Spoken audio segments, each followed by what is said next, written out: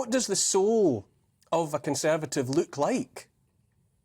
Well, I think that the Tories at the moment, they somewhat lack programmatic identity, Neil. I think that a lot of what they're doing, there's not much of a philosophical grounding to it. So the piece I authored for The Critic, I wanted to articulate what I consider to be a wholesome post-Brexit conservatism. So I think that in terms of social policy, there would have to be a recognition that many of the economic and social ills that Britain is currently experiencing, that could be traced down back to the breakdown of the family unit and also the breakdown of local communities more generally. And I feel that at the Conservative Party, the modern day Conservative Party, I think that there are far too many MPs which are, they're rather uncomfortable when it comes to discussing the value of stable family units, how it's so important to have a loving, stable family home to help with young people's progression, their personal development, doing well at school, and then progressing in life afterwards. So I think at the heart of my piece was almost a rallying call for a more family-centred social policy. Absolutely, absolutely that. But I would say that the traditional family is absolutely under attack here in modern Britain and across the West. What say you? Oh, I couldn't agree more. I think that much of that nonsense actually comes from sort of these American facilities which very much focused on identity politics, but also push out what I would consider to be fervently anti-family agendas, portraying the family as a oppressive, hierarchical social structure. Now, of course, the various family models exist that can provide young people with a loving and stable environment as they're growing up. But I think that we should be unafraid when it comes to saying that there are certain family models which are more effective when it comes to young people's progression and development.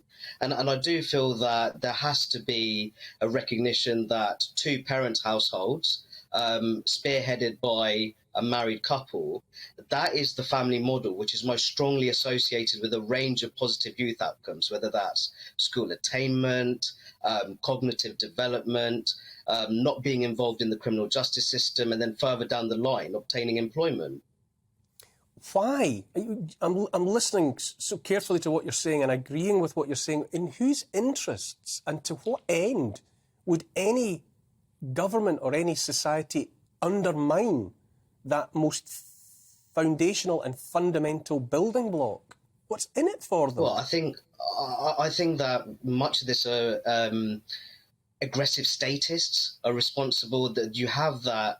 And it's a shame, Neil, as you know, you're a historian. There used to be that communitarian tradition on the British left, which really valued family, marriage and community. Also the church as well. I've always believed that the Labour Party owes more to Methodism than Marxism. But you do have people, they just believe that the state can intervene in various aspects of social life, which I fundamentally disagree with. And I feel that they see that by breaking down the family unit, and they almost want to intervene in the relationship between parent and child. By doing that, they're able to wield more power when it comes to controlling younger sections of society and ultimately seduce young people into ultimately falling in love with this, what I'd say, deeply depressing victimhood agenda. So I do feel that that's why they are driven when it comes to actively destroying the family unit, because they see it as a step towards broader population control. If there are solutions to be found, Dr. Ehsan, surely they must exist elsewhere and not in Westminster. I feel so much at the moment in relation to so many topics that we have to look for the answers within our communities and not coming out of the Palace of Westminster. I agree. I think that for some time, many of our fellow citizens, they don't trust Westminster. Their trust in Parliament is relatively low. There's various forms of political disaffection which exist in our local communities. So I agree. I think when it comes to those solutions to the social, economic, and cultural ills that we see in our society, I think that increasingly more and more people are not looking to Westminster. They're looking for the solutions within their local communities. And I do feel that when it comes to developing civic assets, which really help to boost the well-being of local communities, various local organisations and institutions that help with young people's development, you'll see that the government is not even involved in much of the good work that's being done in local communities. And I think that as people have increasingly low levels of trust in Westminster, they're going to look to develop their own innovative, creative social initiatives which help to uplift their local communities and enhance well-being in their local neighbourhoods.